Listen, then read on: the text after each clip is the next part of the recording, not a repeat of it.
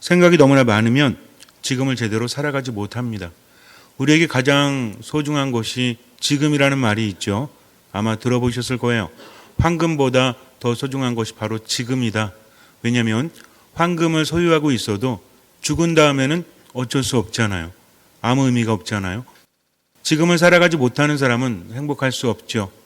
지나간 곳에 묶여서 허덕이는 사람, 아직 오지 않은 것에 대해서 두려워하는 사람, 걱정하는 사람은 지금을 놓치고 있죠. 가장 중요한 것은 지금입니다. 지금 내가 하고 있는 일, 지금 내가 만나고 있는 사람, 최선을 다하면 그런 지금들이 모여서 내 삶을 이룬다는 것입니다. 그런데 우리는 지금을 제대로 살지 못하죠. 왜 그래요? 상처 때문에, 두려움 때문에, 화가 나서, 우울감 때문에 자꾸 놓칩니다. 그러면서 악순환이 반복이 되죠. 행복하지 않습니다. 기쁘지 않습니다. 과연 무엇 때문일까요? 간절한 바람은 있지만 지금을 제대로 살아가지 못하기 때문에 그렇죠. 신앙이 우리에게 무엇을 주죠? 영원한 생명을 주죠. 하도 오래돼서 다 까먹으셨나요? 영원한 생명을 준다고 합니다. 영원한 생명은 뭐죠? 죽은 다음에 하나님 나라 들어가는 것만 의미하는 것이 아니라 지금을 생명력 넘치도록 살아가는 거죠. 산다고 다 사는 것이 아니지 않습니까? 호흡만 한다고 사는 것은 아니에요. 호흡이 강렬해야 합니다. 하느님 안에서 우리는 하느님께로부터 생명을 받아서 지금을 살아가요. 아무리 삶이 힘들고 괴로워도 생명력이 넘쳐 흐르면 삶은 달라질 수밖에 없어요. 주변 환경도 중요합니다. 그러나 주변 환경이 어떻다고 할지라도 내 상태에 따라서 달라질 수밖에 없다는 거죠. 산을 올라갈 때도 호흡이 강한 사람, 근육이 강한 사람은 힘들지만 그래도 즐기면서 올라갈 수 있죠. 그러나 힘이 떨어지는 사람은 한 걸음 한 걸음 힘들기 때문에 제대로 올라가지 못하고 즐기지도 못합니다. 지금 여러분의 인생은 어떤 상태예요? 마지못해서 올라가고는 있지만 숨이 턱턱 막히고 힘들어 죽겠고 왜 이렇게 해야 되는지 모르겠다라는 생각은 드십니까? 산이 높아서 가파라서 짜증이 나고 힘들어요. 그래서 주저앉아서 땅을 막 때립니다. 그러면 산이 바뀌나요? 그렇지 않아요. 바뀌어야 될 것은 바로 내 자신입니다. 지금을 어떻게 살아가느냐? 생각과 느낌만으로는 살아갈 수 없죠. 우리는 하느님과 함께 살아가는 사람들입니다. 신앙이라는 것은 무엇보다도 하느님 안에서 먼저 받아야 돼요. 내가 뭔가를 하는 것도 중요하지만 받지 않으면 할 수 없기 때문입니다. 그래서 한 가지는 꼭 기억하시기 바랍니다. 주님께서는 우리에게 말씀하십니다. 너희는 나 없이 아무것도 할 수 없다. 그러니 어떻게 해라? 나한테 붙어 있어라. 내 안에 머물러라. 신앙이라는 것은 무엇을 해야 한다, 무엇을 해야 한다, 이것이 전부가 아닙니다. 하느님과 함께하는 거죠. 하느님과 함께하다 보니까 그분의 말씀을 듣고 실천하는 것도 중요해요. 그러나 먼저 그분께 받아야 합니다. 그분의 힘으로 세상을 살아가는 거죠. 보이는 게 달라지면, 들리는 게 달라지면 세상은 바뀔 수밖에 없어요. 내 안에 어둠이 가득하면 어둠을 통해서 세상을 바라봅니다. 걱정이 많은 사람들은 모든 것이 걱정거리죠. 불안한 사람들은 모든 것이 불안을 통해서 받아들여질 수밖에 없어요. 그러나 하느님 안에 머무는 사람은 생명력으로 가득 차서 세상을 바라보기 때문에 세상이 쉽지 않아도 그 힘으로 살아갈 수 있는 것입니다. 그렇다면 성당에 와서 신앙생활하면서 나는 하느님께로부터 무엇을 받고 있는가? 다시 한번 생각해 보셔야 돼요. 구체적입니다. 거룩한 미사 안에서 성체를 모시고 말씀을 듣고 그 힘으로 살아가는 거죠. 말씀은 내 발의 등불이라고 하죠. 신앙이라는 것은 성당에만 와서 하느님 만나는 것이 아니라 내 삶 안에서 하느님께서 나와 함께 하신다. 그러니까 그분을 내 안에 모시고 그분과 함께 지금을 살아가는 겁니다. 그러기 위해서는 어떤 마음으로? 듣는 마음으로. 기도란 이런 겁니다. 그냥 뭔가를 하느님 해 주십시오 하면서 청원 기도도 중요하죠. 하느님께 받는 거 중요합니다. 그러나 하느님을 의식하는 거죠. 지금 나와 함께 하신 하느님, 하느님 제가 어떻게 해야 됩니까? 하면서 귀를 기울이면서 살아가는 거. 그래서 어떤 마음? 듣는 마음. 오늘 기억할 게 두 가지 있죠. 하나는 뭐예요? 너희는 나 없이 아무것도 할 수 없다. 그리고 또 한 가지는 듣는 마음. 순간 화가 날 수 있습니다. 순간 짜증날 수 있어요. 순간 우울할 수 있어요. 그럴 때 내 곁에 계신 주님께서 나를 나보다 더 잘하시고 나를 나보다 더 사랑하시니까 주님 도와주십시오. 제가 지금 이렇게 살고 싶지 않은데 자꾸만 이렇게 됩니다 하면서 성호를 긋는 거죠. 그러면서 듣는 마음, 듣는 마음, 듣는 마음 3번만 외쳐보십시오. 그때부터 삶은 달라집니다. 관계도 좋아지고요. 내 안에서 힘이 납니다. 이것이 신앙의 힘이에요. 그러니까 신앙이라는 것은 무엇보다 하느님과 함께하는 거죠. 그러면서 묵상하십시오. 생각이 많아지면 부정적이 되고 병이 됩니다. 그러나 묵상은 우리의 삶을 더 좋게 만들어요. 생각과 묵상의 차이가 뭘까요? 라고 묻는다면 여러분들은 이미 아시죠? 생각과 묵상의 가장 큰 차이가 뭐죠? 생각은 혼자 하는 겁니다. 혼자 하다 보면 우리 뇌는 생각이 많아지면 부정적이래요. 하지만 묵상은 혼자 하는 것이 아니라 하느님과 함께 하는 거죠. 화가 난다, 짜증난다, 죽여버릴까? 이것은 묵상입니까? 생각입니까? 생각이죠. 왜 혼자 있잖아요. 그러다가 어떻게 돼요? 감정이 치우쳐가지고 나중에 후회할 말과 행동을 하죠. 가족들끼리 만나가지고 오늘은 정말 좋은 말 해야 되겠다, 들어줘야 되겠다 라고 했는데 또 듣지 않고 말을 합니다. 하느님 말씀만 듣는 것으로 끝나는 것이 아니라 가족 간에도 함께하는 사람들 간에도 어떤 말 하는지 듣는 거죠. 듣다 보면 어떻습니까? 그 사람을 알게 돼요. 근데 우리는 다 안다고 착각하고 교만에 빠져서 자기만 말하잖아요. 가르치려고 합니다. 정보를 주려고 합니다. 내 말대로 해야 되는 거죠. 이러다 보니까 자꾸만 어긋납니다. 이게 아닌데 라고 생각을 한다고 할지라도 자꾸 잘못돼요. 그러다가 감정이 불안해지죠. 거기서 화가 나는 겁니다. 왜? 내 말을 들어주지 않으니까. 이러면 안 돼요. 그래서 무엇보다 어떤 마음으로? 듣는 마음으로 하느님과 또 함께하는 사람들을 대해야 됩니다. 그러다 보면 순간 화가 나거나 섭섭함을 느껴도 주님, 제가 지금 섭섭함을 느낍니다. 저 어떻게 해야 됩니까? 주님, 저 화가 납니다. 어떻게 해야 됩니까? 하는 것도 기도가 되는 거죠. 하느님과 함께하니까. 그러면 그때부터는 자존심을 내려놓고 누구의 뜻대로? 주님의 뜻대로 지금은 살아갈 수 있는 거죠. 주님의 뜻이 무엇인지 양심으로 느껴질까요? 안 느껴질까요? 느껴집니다. 내 양심에 하느님께서 함께 하시기 때문에 지금 무엇을 해야 될지 주님께서 말씀하십니다. 화내지 마. 폭주하지 마. 네가 화가 났지만 나도 알고 있어. 그러니까 이제는 화를 내지 마라. 화나는 건 괜찮지만 화내지 마라. 슬퍼지는 건 괜찮지만 슬퍼하지 마라 하면서 말씀하십니다. 그럼 우리는 어떻게 하면 돼요? 예, 주님, 그렇게 하겠습니다. 쉽지 않지만 자존심이 상하고 마음이 상하지만 당신의 뜻대로 기도하면서 그렇게 하겠습니다 하면서 얼마만큼? 할 수 있는 만큼만 지금을 살아가는 거죠. 이렇게 지금을 하느님과 함께 살아갈 때 바뀌게 되어 있어요. 혼자 생각하는 것이 아니라 뭐 하면서? 묵상하면서 지금을 살아간다면 그 자체가 기도가 되는 겁니다. 명심하시고 오늘 하루 살아가시기 바라요. 어떤 한 남자가 있었는데 이 사람은 왕의 총애를 받는 신하였습니다.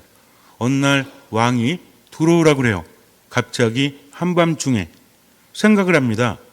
지금은 밤인데 왕이 오라고 하는 의미가 무엇일까? 내가 무엇을 준비해야 될까? 왕이 오라고 하는 것은 두 가지 중에 하나입니다. 좋은 일 아니면 나쁜 일이에요.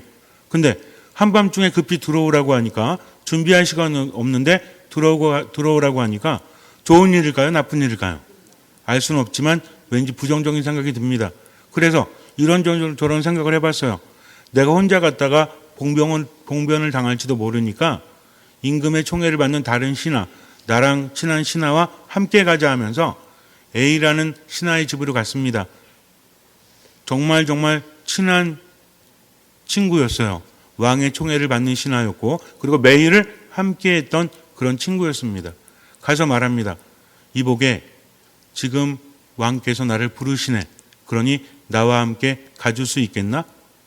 친구가 말합니다. 시간이 안 되네. 내가 바빠서 자네와 함께 갈 수 없다네. 아주 매몰찹니다. 어쩔 수 없죠. 시간이 촉박하니 두 번째 친구에게 갔습니다. 매일 만나진 않지만 그래도 아주 오래전부터 친한 친구였어요. 이복에 나와 함께 왕께 가주지 않겠나? 친구가 말합니다. 가줄게. 그런데 왕이 계신 궁전 앞까지만 갈 수 있고 안으로는 들어갈 수 없다네 말을 해요. 별 의미가 없잖아요. 누가 길 모른대요. 그래서 세 번째 친구에 갑니다. 아주 가끔씩 만났던 친구였어요. 조금은 어색하지만 그래도 친근감이 있는 오래된 친구였습니다. 여보게 나와 함께 왕께 가주지 않겠나. 친구가 말합니다. 어서 가세. 내가 자네와 함께 왕 앞으로 함께 가겠네 하면서 그 친구는 끝까지 함께 해줍니다. 여러분들은 궁금하실 거예요. 과연 그 친구랑 가서 어떤 일이 일어났는지. 그러나 이것은 여러분들이 결정해야 합니다.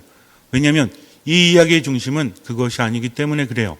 여기서 세 친구, 첫 번째, 늘 함께했던 친구는 재물과 돈을 의미합니다. 두 번째 친구, 오래전부터 함께했던, 매일매일은 아니지만 그래도 친한 친구는 바로 가족과 함께했던 사람들을 의미합니다. 세 번째 친구는 선행을 의미합니다. 왕께 간다는 것은 죽음을 의미해요. 내가 평생 모았던, 지금 모으려고 하던 돈과 재물은 나와 함께 죽지 않습니다. 친구들, 가족들은 어때요? 슬퍼하면서 내 죽음을 애도하지만 나와 함께 갈 수가 없어요. 그러나 내가 살아왔던, 내가 행해왔던 선행은 하느님 앞으로 함께 간다는 거죠. 많은 사람들이 이야기합니다. 어차피 뭐 살다 죽으면 끝나는 건데 뭐 하느님 계신지 안 계신지 그거 누가 알아? 그냥 지금을 즐기면 돼 라고 말합니다. 그런데요, 하느님을 인정하지 않고 하느님을 믿지 않는 사람은 하루하루 살아갈수록 불안할 수밖에 없죠. 아무리 돈을 모으고 아무리 하고 싶은 것을 해도 마음이 죽어가기 때문입니다. 마음의 외침이라는 게 있어요. 이것을 무시하니까 어떻습니까? 자꾸만 힘든 거죠. 한 살 더 먹는 것이 불안합니다. 우울합니다. 왜? 죽음과 가까워지니까. 아무리 건강을 위해서 잘 먹고 운동하고 관리를 해도 한 살 더 먹는다는 것은 어디 가까워지는 거예요? 죽음에 가까워지는 거죠. 그래서 하루하루 살아가는 것이 하루하루 죽어가는 것일 수 있기 때문입니다. 아무리 무시해도 우리 안에는요, 또 다른 내가 있어요. 내가 어떻게 살아가냐에 따라서 내 마음속에서 외침이 달라지기 때문입니다. 우리들의 인생은 무엇입니까? 야고보 사도는 말하죠. 자, 이제 오늘이나 내일 어느 고을에 가서 1년 동안 그곳에 지내며 장사를 하여 돈을 벌겠다 하고 말하지만 여러분은 내일을 알지 못합니다. 여러분의 생명이 무엇입니까? 여러분은 잠깐 나타났다가 사라져버리는 한 줄기 연기일 따름입니다. 라고 우리에게 말하고 있죠. 인생이란 이런 거예요. 아무리 움켜잡으려고 해도 어제가 지나면 오늘이 오고 오늘이 지나면 내일이 옵니다. 이것이 반복되는 거죠. 아무리 많은 것을 가져도 마음이 일단 죽어가기 시작을 하면 걷잡을 수 없어요. 점점 의미를 잃어가기 때문입니다. 그래서 우리는 하느님 안에서 그분과 함께 살아가는 거죠. 나는 비록 부족하고 죄가 많고 잘한 게 별로 없지만 하느님께서 함께 하시기 때문에 지금을 누구와 함께? 하느님과 함께 길을 기울이면서 생각을 많이 하는 것이 아니라 무엇을? 묵상하는 겁니다. 그러면 그 묵상이 우리를 어디로 이끌까요? 당연히 선행으로 이끄는 거죠. 내 마음이 답답하고 짜증나고 화가 나도 그래도 살리는 말을 해라. 너의 소중한 사람들이 아니겠냐 하면서 내 안에 여유가 생깁니다. 짜증이 줄어듭니다. 화가 줄어드는 거죠. 그러면서 나와 함께하는 사람들의 소중함을 깊이 깨달아요. 이것이 묵상입니다. 인생도 마찬가지예요. 돈 많이 벌기 위해서 앞으로 나아가지만 그 끝이 무엇이죠? 우리는 어쩌면요, 내일이 올지 안 올지도 모르는데 내일을 준비하면서 지금을 놓치고 있다는 거죠. 이러면 안 되는데 하면서도 그렇게 살고 있습니다. 그러니 어때요? 불행하기 짝이 없는 거죠. 그래서 신앙이 있는 사람은 하느님 말씀에 귀를 기울이면서 지금 어떻게 살아가야 될지 정해져 있습니다. 하느님 무엇을 바라십니까? 다른 사람을 살리기를 바라세요? 죽이기를 바라세요? 살리기를 바라시죠? 이게 사랑하라는 겁니다. 사랑은 뭐라고 그랬죠? 사랑의 황금률? 하나님께서 사랑하라고 하시는데 우리는 뭐라고 그래요? 어떻게 사랑할 수 있습니까? 내가 이렇게 상처가 많고 이렇게 힘든데 어떻게 사랑할 수 있죠? 알려고 하질 않습니다. 그냥 거기에 대해서 뭐만 느끼는 거예요? 부담만 느끼는 거죠. 괜히 거기에 대해서 반발심을 느낍니다. 어떻게 사랑할 수 있지? 근데 사랑이 뭐죠? 무조건 당하고 무조건 잘해주는 게 사랑입니까? 사랑은 그게 아니죠. 사랑의 황금률이 뭐예요? 사랑이라는 것은 다른 사람이 내게 해주기를 바라는 그대로 그 사람에게 해주는 것이다. 이것이 기본입니다. 그렇다고 해서 그냥 뭐 무조건 나에게 뭔가 주기를 바라는 거, 이것이 아니라 내가 좋게 되기를, 내가 살기를 바라잖아요. 내가 잘못된 길로 갈 때 잡아주길 원합니까? 아니면 그냥 그렇게 살다 죽어라 하고 내버려 두길 원합니까? 잡아주길 바라죠. 그러니까 사랑이라는 것은 정말 상대방을 위해서 해줄 말은 해줄 수 있는 것, 상대방을 위해서 때로는 끊을 것은 끊을 수 있는 것도 사랑이라는 거죠. 그래서 묵상을 해야 된다는 얘기예요. 중요한 것은 나만을 위해 살지 않고 지금 하느님께서 무엇을 바라시는지 귀를 기울이면서 살아가다 보면 그 안에서 기적이 일어날 수밖에 없습니다. 그 안에 생명력이 가득할 수밖에 없다는 거죠. 그렇지 않으면요, 상대방을 죽이고 자기도 죽이는 삶을 계속해서 살아가다가 그냥 1년 지나다가 마지막에 허무하게 죽어가는 것이 인생이에요.